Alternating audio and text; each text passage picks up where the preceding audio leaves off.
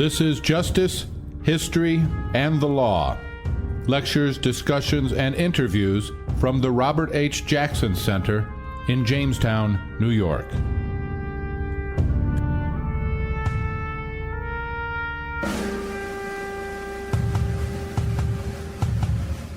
This speech is from August of 2009 at the Robert H. Jackson Center. The president of the Society of International Law, Lucy Reed, gives the introduction. I'm really happy I'm not the keynote speaker again.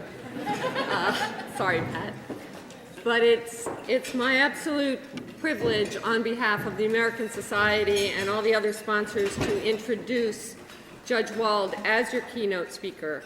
I want to start by disclosing, if you will, a minor conflict of interest, which is that I first met Judge Wald because I worked for her husband Bob Wald's law firm 30 years ago. In fact, probably just about 30 years ago today, Labor Day, I started to work with Bob. Now, I have just broken two rules of introductions. One is I spoke about myself, and the second is I spoke about the keynote speaker's spouse. But I'm about to do something much worse, which is to touch upon the keynote speaker's age. And I will say this, Judge Wald could be my mother. Now don't be shocked. We're mostly prosecutors and advocates here, and this is a question of demonstrable fact. I went to college. I was on the same floor in college as one of Judge Wald's daughters. So I know of which I speak. But more important, I wish, with due deference to my own mother, I wish Judge Wald were my mother or my sister or some other relative. And really, who would not? Because listen to this. Judge Wald graduated from Yale Law School in 1951. She was a law clerk to the legendary Judge Jerome Frank of the Second Circuit Court of Appeals. She was the first woman lawyer at the firm of Arnold and Porter. She is the mother of 5 wonderful children for 10 years full-time. She spent 10 years practicing public international law when that field was new. She was the assistant U.S. attorney for legislative affairs. She spent 20 years on the U.S. Court of Appeals for the D.C. Circuit, becoming, and I don't think it's an exaggeration, a legend herself. She was the first woman judge on the D.C. Circuit. She was the first woman chief judge of the D.C. Circuit. And by the final count, she wrote over 800 opinions for that court. At the same time, Judge Wald was a tireless promoter of democracy in Eastern Europe, working with the ABA Sealy program on election monitoring, constitution drafting, other issues. And she's been a prolific author of over 100 articles. And I don't mean just little articles like I write, I mean important articles. And very practical articles. And as is most important tonight, Judge Wald was a judge, served as a judge on the International Criminal Tribunal for the former Yugoslavia. Now that was a list, and Judge Wald is more than a list of accomplishments. Weaving everything together is a theme, and that theme is a relentless commitment to an advocacy for, action for civil liberties, the rights of women, the rights of children, the rights of the mentally ill, the rights of the poor, in sum, for equal justice under law for many marginalized and voiceless people. In a 2003 interview, when Judge Wald was asked about leaving the D.C. Circuit for the ICTY, she said this, and I quote, "There is also a time when you realize you have only a limited number of years in which to pursue any new or different endeavor. and a little bit of the adventure or pilgrim spirit rises to the surface. Well, I think everyone here is appreciative that we've been fortunate enough that this pilgrim spirit brought Judge Wald to International Humanitarian Law and the ICTY. In the trial chamber, Judge Wald was a member of the panel that rendered the court's first conviction for genocide in the Kristich case in connection with the Srebrenica massacre. And let me read you a sentence that I often go back to. In fact, I've gone back to several times in connection with my work on the Eritrea-Ethiopia Geneva Commission. In that judgment, the panel wrote this, and I quote, "The trial chamber cannot permit itself the indulgence of expressing how it feels about what happened at Srebrenica.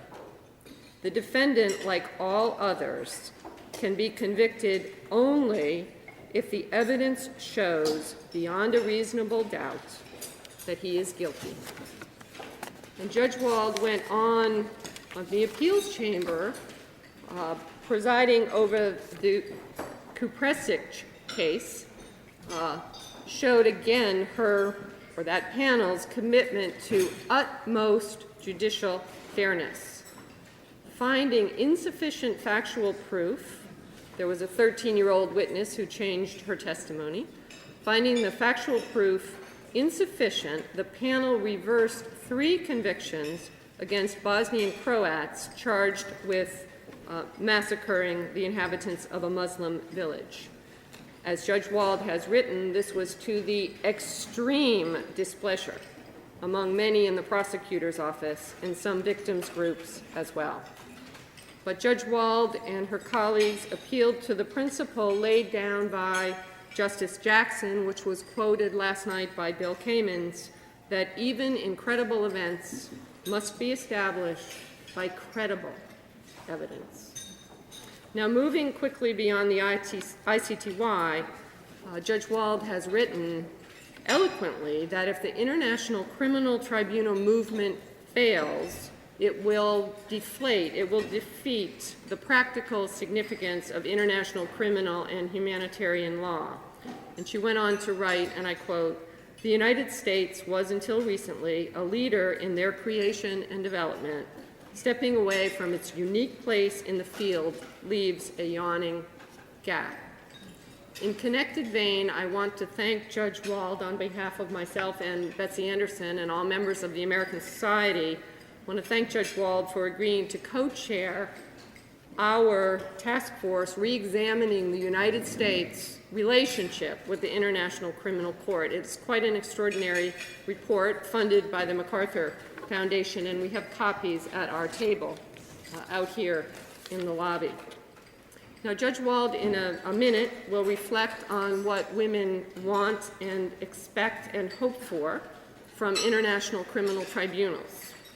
Based on my review of her writing, I expect that she will remind us that while much progress has been made, much remains to be done.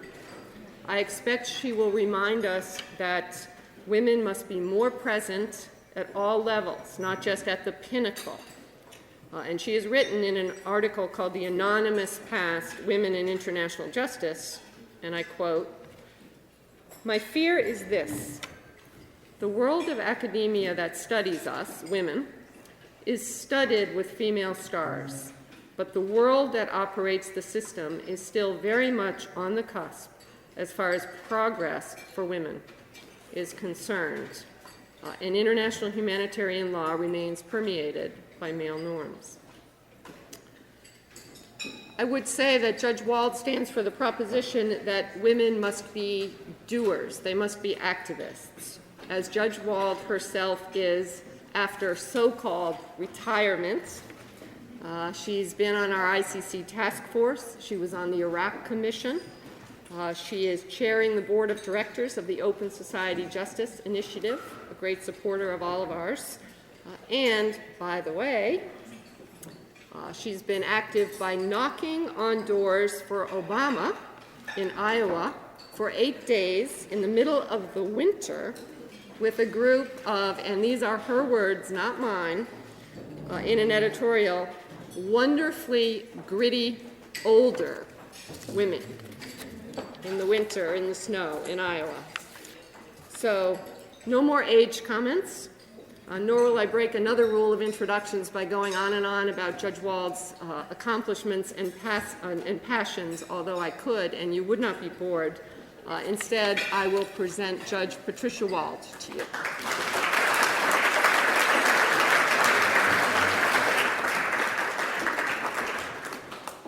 Thank you, Lucy, for that wonderful introduction. I'm very honored to be here tonight, but I will admit I'm a bit daunted by the breadth and the depth and the intensity of the subject matter that's already been discussed by the panels. My own 2 years' experience at the ICTY is decidedly lean compared to many of the others that we've been hearing from. But when I asked David Crane what I should talk about, he basically took his cue from recent United States Supreme Court nominees, suggesting in effect that I avoid all matters of substance and just say a few words about my personal encounters, but in the tribunal world. But given the caliber of the speakers who have preceded me, especially the one last night, I decided that that competition was far too rough, so I decided to go a different route. In light of the pervasive theme of women in international law, I intended, as Lucy predicted, to focus on what women in the broadest sense, say womankind if you will, have a right to expect from the international and the hybrid tribunals, and why they have so strong a stake in their success. Now, obviously, I do not purport to speak for all women, but only to glean from my own decade in the field some common concerns. And much of what I'm about to say, I should warn you, and I will be brief, because Lucy Breed, for all that glamorous introduction, warned me very vigorously about a God-given 15-minute rule, which I may not be able to keep, but I'll try. Much of that has been written about and spoken about before. Indeed, I'm told that more trade journals and books have been penned on the subject of our tribunals than any other aspect of international law in the past 2 decades. But I'll try to place some of these more familiar truths into a new context of the role of women in international law. Now, first and foremost, I begin with an acknowledged fact that women and children represent the largest constituency of international humanitarian law and the tribunals that breathe life into it. They are the bulk of the casualties of war and the refugees of ground and air conflict. They are the most numerous victims of war crimes, crimes against humanity, and genocide. A few statistics, I hope not outdated, make this point. 1 out of every 150 persons on Earth is a refugee or a displaced person due to armed conflict or human rights violations. 75% of them are women or children. In the Balkan conflict, there were an estimated 20,000 victims of sexual assault, and one expert panel concluded that nearly every woman and girl over the age of 12 who survived the Rwandan genocide had been raped or sexually assaulted. According to a recent Washington Post columnist on the scene, and I quote, "The Congo remains the worst place in the planet to be a woman. For 12 years, hundreds or thousands of women and girls have been raped and tortured, their bodies destroyed by unimaginable acts. Now, we know rape is on the increase in eastern Congo by both militia rebels and National Army soldiers." And again, quoting the columnist, "The girl children born of rape are now themselves being raped. In Darfur, women in the camps dare not seek firewood or food, let alone work, for fear of sexual predators. The LRA, under ICC indictee General Coney, holds hundreds of women and children hostage in the Gamba forest. As the recently departed news analyst icon Walter Cronkite was wont to say at the end of all of his programs, "That's the way it is." Or in the tart phrase of Kurt Vonnegut, in his anti-war polemic Slaughterhouse-Five, "So it goes." And so it has gone for centuries, as far as women are concerned. But the winds of war are changing direction a little bit anyway, and women worldwide, I think, look to our tribunals to stiffen up those breezes, to revisit the rules of engagement, to make it more perilous for combatants as well as civilian and military leaders to ignore or downplay the sufferings of women as collateral consequences of war, expected sidebars to the main military or political events. Now, just as they bear the greatest impact of war, women, I believe, should have a right to claim a high priority in the strategic thinking of the tribunals. They're predators high and low. We've heard much about those problems today, but they still legitimately rank among the most serious offenders the tribunals were mandated to try. I'm reminded here of a personal experience when I was sitting on the ICTY at The Hague, and one of the defenders, and Kelly Askin, who's here, who worked so well and so wonderfully for us, one of the defense lawyers for one of the commanders in one of the prison camps in which rape was charged, rape and sexual assault, argued to the court that the court had been mandated by charter to try only the most serious crimes, so why were they trying rape and sexual assault? We've come a long way since then, but as Lucy said, we have a long way to go. But what does even an acknowledgement mean in practice? Most of the tribunals have been in operation now for close to 10 years, some almost for 15. And there's no question but that dramatic strides have been made, and we've heard about them over the last day. All of the tribunals, we've heard, all the tribunal charters specify or have been interpreted to include rape and other sexual violations as war crimes or crimes against humanity.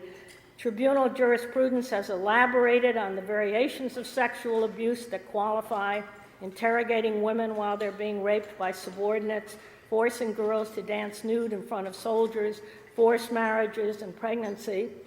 The ICTY has pronounced, in a case in which I sat, the effect of executing 8,000 young male household heads, even though the women were spared, as a form of genocide that intentionally destroyed a targeted group of Muslims in Srebrenica.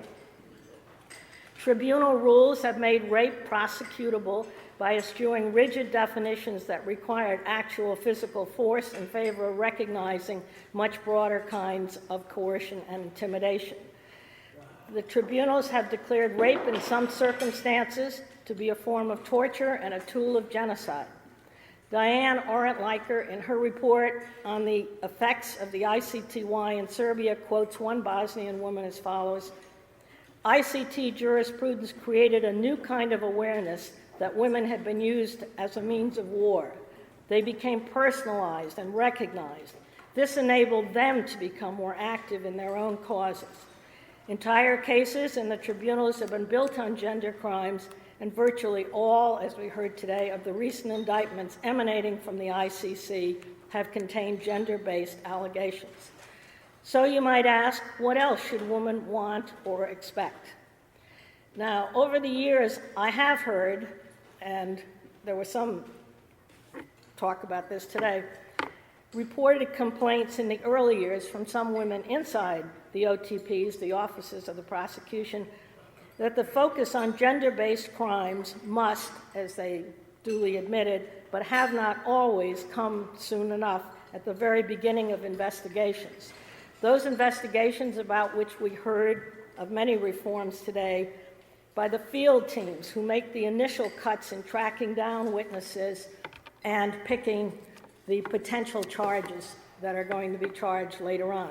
But it is, and I think the prosecutors we heard today, who are certainly top of the line, realize this, it is these first responders out doing the investigations who have to be sensitized to the range of potential crimes that involve women and children, and how best initially to elicit the information to prove them.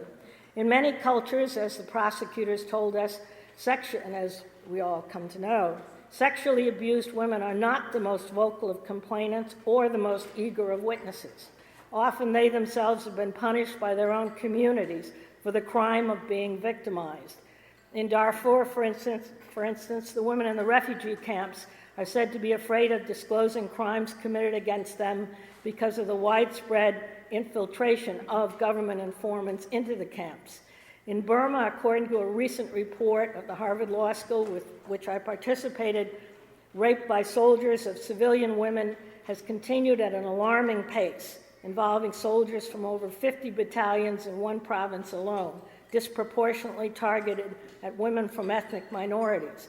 Although there's no attempt to conceal the bodies of those who were later killed and no official action taken against the soldiers, the surviving women too often decline to protest for fear of retaliation.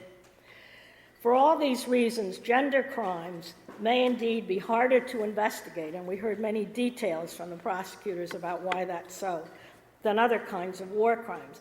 We know they're often harder to prosecute, not only because of the traumatic effects when the victims must face their perpetrator anew in the courtroom, but also because of the problems of showing linkage between the victim on the scene and the high civilian or military leader who's far away in his headquarters.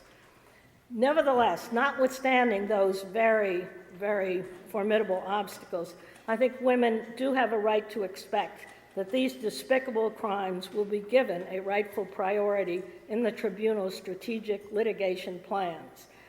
This means, in the view of many, intensive gender crime training at all levels of prosecutorial staff and up to the judges. In the words of one veteran who's here tonight, but I shall not name, it demands, quote, more than one 3-hour lecture, unquote. I mentioned briefly a few additional concerns of women. Some of the gender crimes included in the Rome Statute have yet to be prosecuted, and though for a comparatively new court, young court, that's understandable. But the opportunity to flesh out their contours in appropriate cases will need to be kept in mind. Those cases include forced pregnancy, about which we heard much today, enforced sterilization, gender-based persecutions, and trafficking in women and children. The utilization of special advisors in the prosecutor's office for women and children, that should be the locus, and apparently is, in some of the tribunals for identifying the appropriate cases to flesh out the crimes, for helping to train the personnel, and for advising the rest of the prosecutorial staff on those issues that are peculiar to gender crimes, special confidentiality issues, privileges, and even sentencing. Now, my second point about what women have a right to expect is that they will be a significant part of the tribunal process. In the words of one of my former colleagues, who's still laboring away at the ICTY, quote, as long as men make the decisions for women, irrespective of how well-intentioned they may be, the particular experiences of women in armed conflict will always be overlooked, unquote. Progress in integrating women fully into all aspects of the tribunal's activities has been encouraging, but it's still far from optimal. Indeed, actually, the UN itself mirrors that same, shall I say, measured rate of advancement. The tribunals have, no question, generated some outstanding women leaders, several of whom are here with us tonight. And the number of luminaries include 2 chief prosecutors of the ICTY, 3 tribunal presidents at the ICTY, the ICTR, and the Sierra Leone Court. Yet, in totality, the number of women judges has not been up to the mark, except perhaps the ICC, where the Rome Statute mandates representation of women in appropriate numbers, and at the Sierra Leone Court, where they make up 4, as I understand, 4 out of 11 members of the court. While I was on the ICTY, which is now 9 years ago, we had only 2 women out of 16, and there are now none on the ICTY, unless one counts the woman judge elected to the ICTR who sits on the joint appellate branch. At the ICTR, there are 3 out of 14 regular, and I think 3 out of 16 at the ICTY of the ad litem judges. When I left the tribunal in late 2001, only one woman had been nominated in the new group of judges coming in. And it took an explosion of outrage by NGOs and the European press to galvanize the nomination of more women for the ad litem judges to help fill that gap. Now, part of the difficulty in getting more qualified women, and I always put those two words together, we don't want just more women, we want more qualified women, into leadership positions, is obviously traceable to the selection process. Judges at the UN courts, at least, appear to be selected by region, so that the onus is on the national governments to nominate women if they're going to come on. Those governments, in turn, have appeared likely to do so principally when their own domestic constituencies or international organizations put pressure on them. Thus, women's groups and NGOs should turn their attention to becoming ever more active in the electoral and nomination sphere with regard to the ICC elections and any new ad hoc courts that may come on the scene. Now, why is it so important to have a significant number of qualified women judges and high-level prosecutors? We heard some excellent reasons from that from one of the prosecutors on the panel today. Excuse me. But we have very recently been asking this very same question about judges in the United States, where our record, about 1/3 of our federal and state judges are women, is not brilliant, and our Supreme Court record, never more than 2 out of 9, is downright pitiful. Other nations have done far better. So far, research does not give us a definitive answer as to whether women decide substantial number of cases differently than men. But I will tell you, women do bring different life experiences to the court. And given the concentration in the tribunals on campaigns and assaults against civilians, most of whom are women, women's insights are especially relevant. Now, our own United States Supreme Court demonstrated this very recently in a case involving a strip search of a 13-year-old schoolgirl suspected of carrying a few aspirin to school. While some of the men judges thought out loud that her experience was not so different from their own schoolboy disrobing for gym, although it resulted in her leaving school and developing an ulcer, the one woman on the court expressed her exasperation in the oral argument and called the experience humiliating. As a result, or at least seemingly as a result, the court ultimately found that such a drastic response by the school was a violation of the girl's fundamental constitutional right. In tribunal history, some have attributed the progress already made in recognition of gender crimes as major instruments of war, at least partially, to the presence of talented women judges and prosecutors, however few their number. And, as Kelly Askin has pointed out in an article, the 5 major gender crime precedents were made in cases where at least one woman judge sat, highlighting, of course, the commanding role we heard about today of Judge Pillay, who, after hearing plentiful evidence of gender crimes, admitted to prove other offenses, requested mid-trial in the Akiyesu case that the prosecutor go back and redecide whether to bring a separate gender crime charge, an intervention that ultimately resulted in the first major gender crime conviction in tribunal history. But here I'm also going to stress the importance of women judges and prosecutors themselves, not hesitating to draw on their own sensitivities and experiences in interpreting the law and the relevance of evidence and fact-finding. I do not, of course, mean women should give free rein to their preferences, an accusation that's frequently hurled at judges in my own country by critics who just don't like their decisions. All judges, of course, should follow the law as it is written and as it is interpreted by prior courts whose rulings bind them.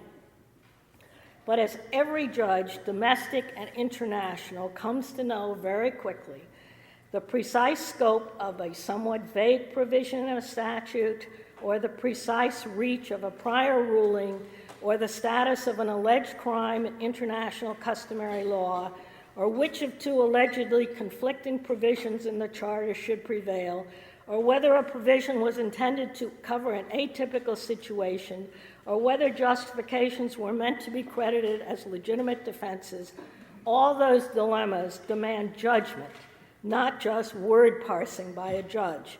And her life experiences will and should inevitably influence the judgment in many cases. We should not deny the tribunal the benefit of women's unique experiences. They can make a difference. I can tell you that from my experiences in both U.S. federal and in the international sphere.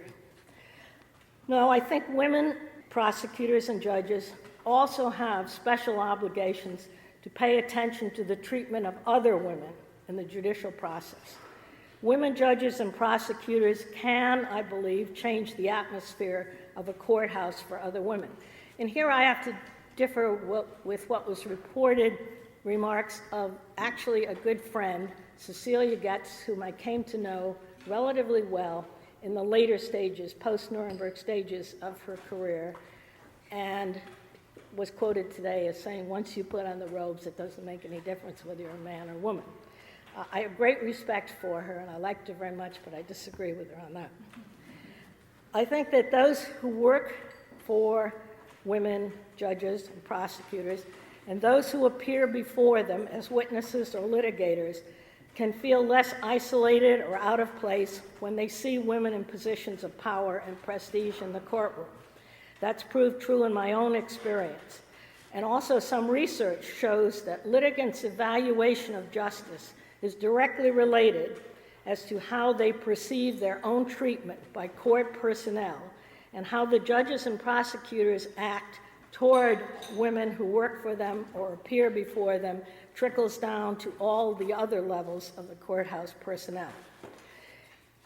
In the tribunals, there's also a special need for women judges and prosecutors to be sensitive. We've heard much about this today, so I'll be brief, to the plight of women witnesses and victims. Often these women and young girls have been traumatized not just by the crimes, but by threats of retaliation if they testify and by shunning in their villages.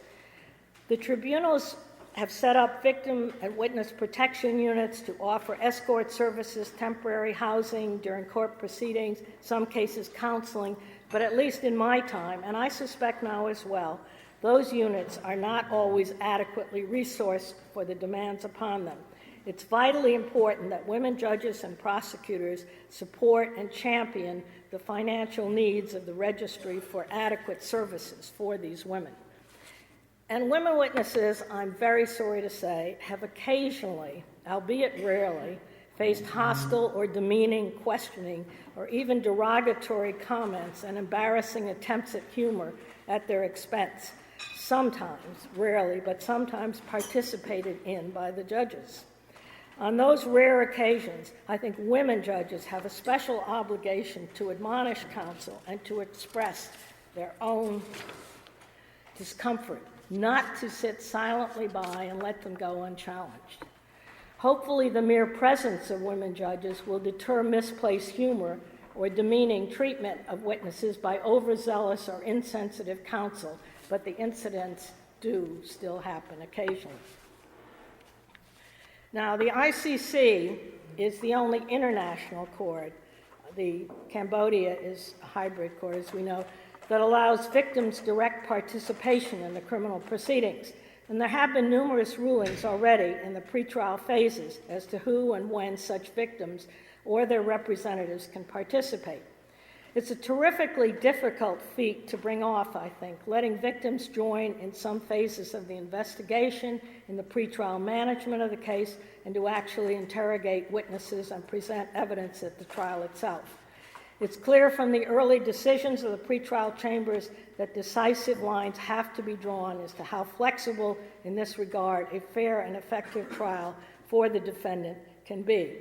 This very novel experiment for an international court is going to require careful monitoring and creative cooperation to walk the line successfully between meaningful participation for victims and an orderly and reasonably speedy trial for defendants. And this is an area in which I think women and their allies must themselves be reasonable in their expectations and demands. They cannot expect full compensation for their economic losses, let alone their emotional sufferings. And indeed, after a decent interval has passed as to how the system works, so we can see, they should be tolerant enough to cooperate in an evaluation, both as to how intense an intervention by victims the process can sustain and still be legitimate, and what priorities on compensation a limited fund can make. Women outside the tribunal process also need to be given an opportunity to understand what the tribunals are trying to do in order to draw their own judgments on their success. That means a much greater emphasis on outreach than previously, although some hybrids like the Sierra Leone Court have pioneered in going out into the villages to explain goals and processes. But the necessity for understanding and support from women and the outside world also suggests that the ICC may want to take some of its hearings out of The Hague and go on site to the places where the violation occurred, so the affected communities can see for themselves the merger of crime and punishment.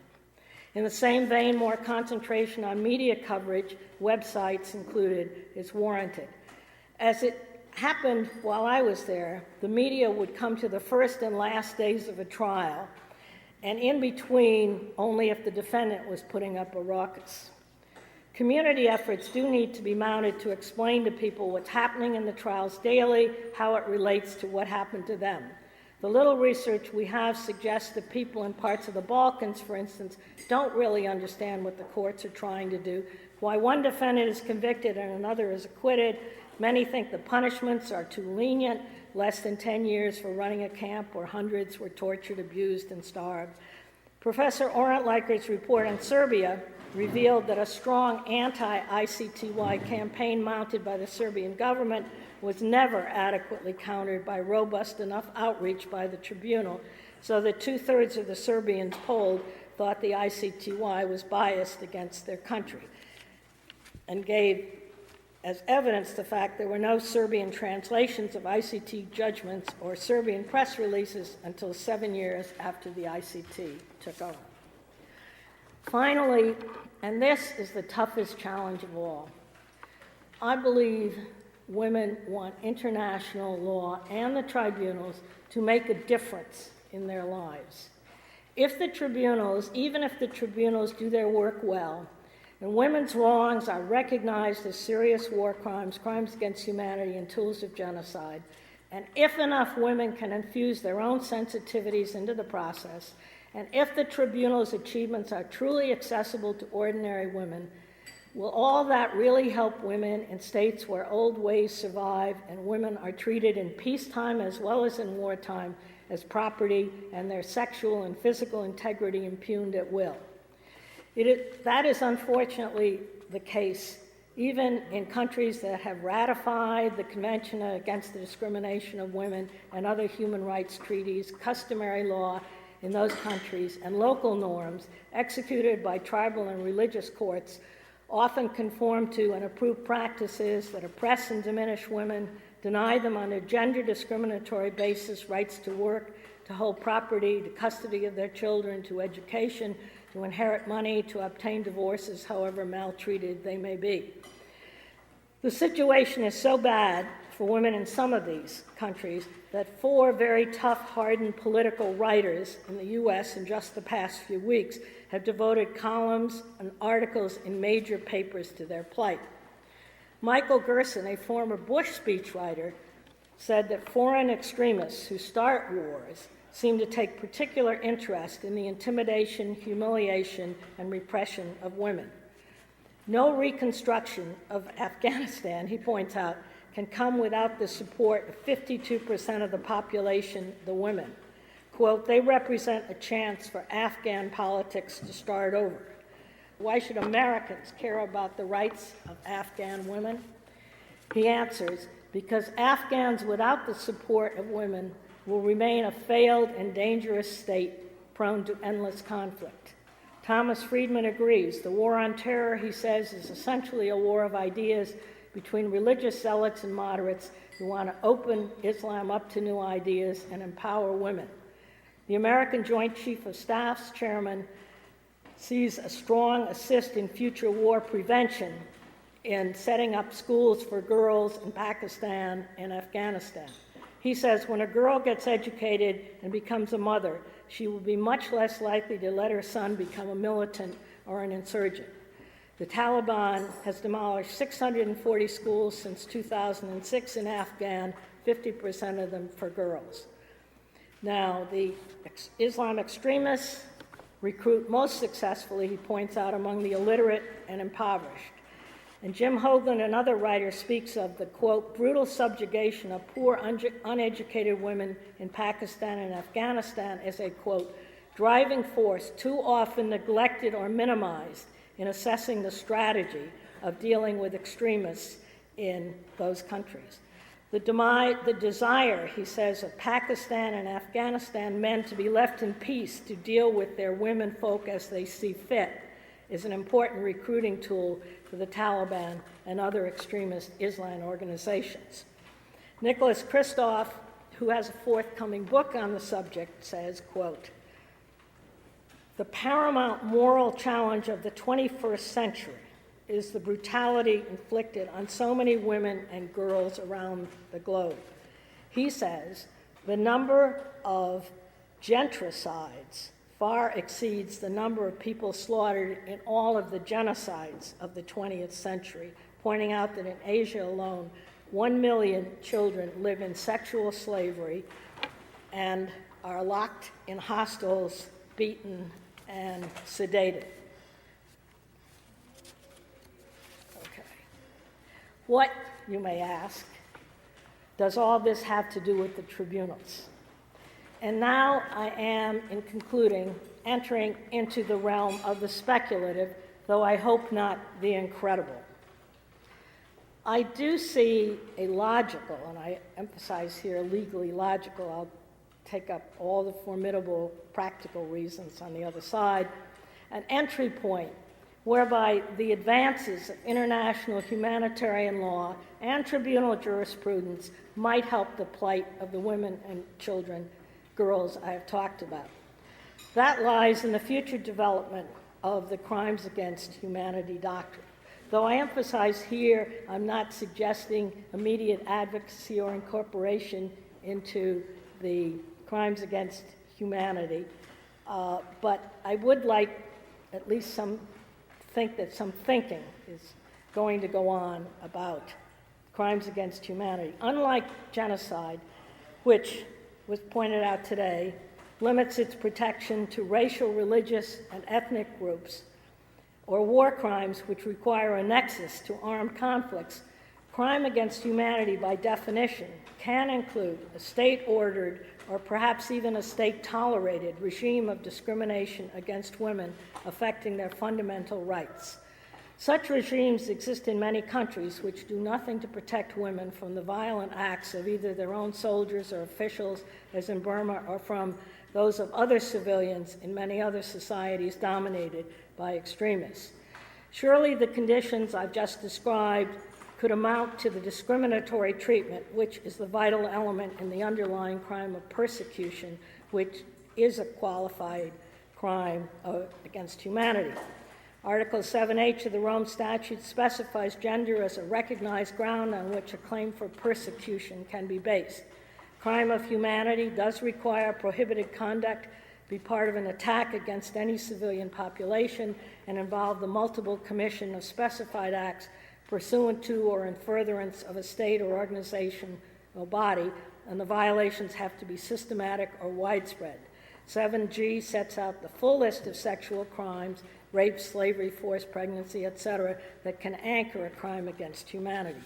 The $64 question, of course, is whether a state-tolerated regime of serious, severe, continuous gender oppression enforced by private parties or clerical or tribal authorities could ever meet that test. But it's certainly not beyond contemplation, for instance, that the discriminatory legislation exemplified by the recently passed Shiite law in Afghanistan on mandated intercourse and travel bans for all married women that was passed by the Afghanistan parliament might qualify, or that regimes that allow women to be stoned to death for adultery without any formal trial might as well. I note here that the European Court of Human Rights recently ruled that the failure of Turkey to protect a woman who had sought help from the authorities for domestic violence amounted to gender discrimination in violation of the state's obligations. In their ruling, the court referred to the, quote, jus cogens nature of the right to freedom from torture and the right to life, which requires exemplary diligence on the part of the state with respect to the investigation and protection of state rights. And we do have the embryonic R2P doctrine embraced by the UN, whose reach is not yet clear, but which seeks to further delineate the obligations of a country to keep its residents safe from predatory attacks by non-governmental groups. Now, I fully realize I'm deep in the realm of speculation. I know of the formidable real-life obstacles to international humanitarian law with its big gun weapon of criminal prosecution, even contemplating entering a field that UN conventions, treaties, and resolutions, as well as diplomatic endeavors, have failed to effectively police. But I insist on persisting in thinking that the very existence of a universally accepted criminal norm that so neatly fits the situation, that so pervasively stifles the very life and spirit of women in so many parts of the world, might serve a worthy purpose. An extreme case might arise where the degree of violence or slavery-like conditions systematically imposed on civilian women would produce so great an international cry for humanitarian intervention and incidental criminal accountability of the persons responsible. Or following Justice Jackson's more conservative example in Nuremberg, where he insisted that the crimes against humanity committed by the Nazis against the Jews in pre-war Germany could be charged as such only if it was shown that they were part of a preparation for war, a prosecutor might find himself in the context of a wartime case against leaders of these regimes and include a count based on the continuing abuses perpetrated against women at all levels.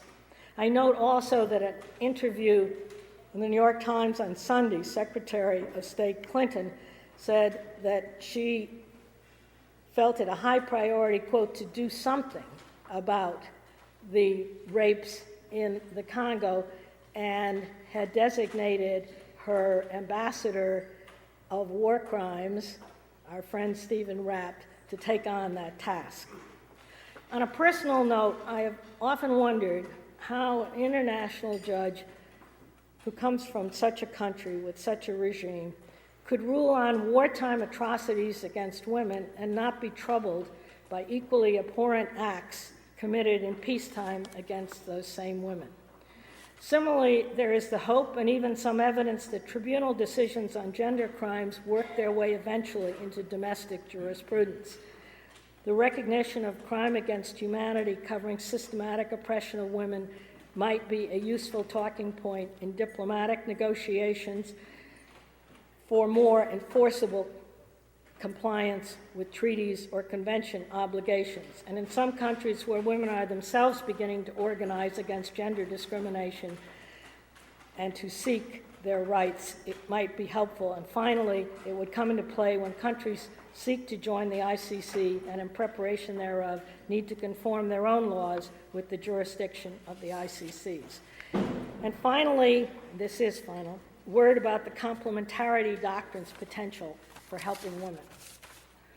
The ICC prosecutor has told us that he's been monitoring situations in several countries where outside groups have urged him to open formal investigations, but as to which he's not yet taken any official action. He said publicly he's encouraged by the improvements that have been made in critical areas in some of these countries as a result of negotiation and informal discussions. It would indeed be salutary if that kind of Dutch uncle supervision could be mobilized on behalf of some of the worst abuses against women. Again, I know the elephant in the room is the conflict between humanitarian law norms that condemn those practices, and the cultures that support or condone them, and the governments that don't have the will or the power to impose them. So I will just be content if I can entreat you to at least think about possible ways in which the tribunals can alleviate the misery of women in situations where the commission of serious crimes against humanity are virtually indisputable, so that if and when the right situation comes along, you might be ready to act. I call that audacity of hope. And with that, I conclude, and thank you for being so indulgent an audience. And Lucy, I'm really sorry I went over that 15 minutes.